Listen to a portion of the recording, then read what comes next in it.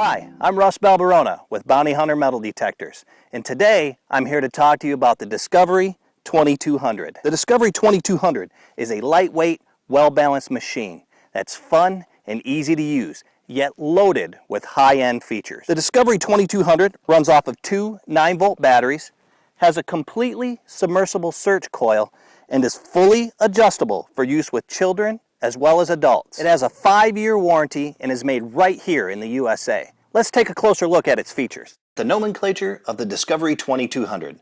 The control box is the brain of this machine. It also contains the battery compartment and is equipped with a 1/4-inch headphone jack. Take care to keep the control box out of water if you intend to hunt in wet environments. The Discovery 2200 has 2 rods, an S rod for comfortable hand and arm position, and a lower rod. To ensure a secure fit of the 2 rods, the Discovery 2200 is equipped with a locking collar and internal cam lock. The Discovery 2200's armrest is adjustable for comfortable use for most any individual. The search coil is fully submersible for shallow water hunting. Press the power touchpad. The detector will beep 4 times. All display segments will illuminate momentarily. The sensitivity on the left and the battery on the right indicators will stay illuminated. The detector's default sensitivity is indicated with 2 segment bars. At this setting, the detector will detect a coin-sized object, such as a quarter, buried approximately 7 inches deep. To change the sensitivity level, and thus the detection depth, press the sensitivity up or down keys. Keep in mind that at higher sensitivity levels, the detector is susceptible to electromagnetic interference from electronic devices. Reduce the sensitivity if the detector emits false signals or acts erratically. The Discovery 2200 defaults to all metal mode after powering up. In all metal mode, all types of metals will be detected. An object's probable identification is indicated by the arrow at the top of the display. In addition, the probable depth of a coin-sized object is indicated by the large numeric indicator in the center of the display. All detected objects will cause the depth indicator to illuminate. Pressing this touchpad will cause the detector to toggle between the 2 operating modes, discrimination and all metal. If the detector is in the all metal mode, the default mode, pressing the touchpad will change the detector into discrimination mode and vice versa. Discrimination is used to eliminate unwanted objects from detection. To enter this mode from all metal mode, press the discrimination all metal touchpad. After pressing the discrimination all metal touchpad, the detector will beep twice and display an R for rejected under the leftmost segment iron, meaning that the ferrous object will not be detected in discrimination mode. To increase the level of discrimination, press the discrimination up key. Each time the up key is depressed, an additional R will appear, thus eliminating from detection the objects which fall into those categories.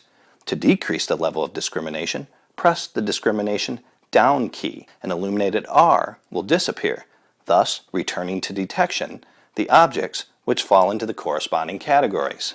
Discrimination is a fixed start point elimination system that runs linear from left to right, resulting in all categories left of the current eliminated category to also be eliminated, which brings us to notch mode.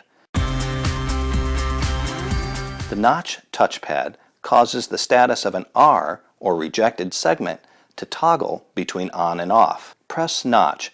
A flashing R will appear under the iron segment. Notice that the R moves upon each press of the discrimination up key. Press the notch again, the flashing R will become permanently illuminated, while objects that fall into target categories to the left of the rejected category remain detectable. You can always return a notched out target category by pressing the notch button and move the flashing R with the discrimination touchpad over the permanently illuminated R. Press notch again and the R will disappear, once again allowing the detection of that category.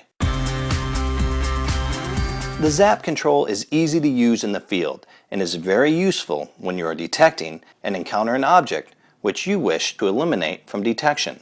Simply press the zap touchpad after detecting the object. Zap is basically a quick way of notching out a known target, as the zap control eliminates the most recently detected object category from detection. Just like in notching, the category eliminated is indicated with an R. Let's demonstrate the zap control. Let's say you just detected a pull tab and you don't want to dig those anymore. Press zap and the R appears under the segment to be eliminated. The undesirable object, which in this case happens to be a pull tab, is eliminated from detection. As a side note, you can only zap objects that register between iron and zinc.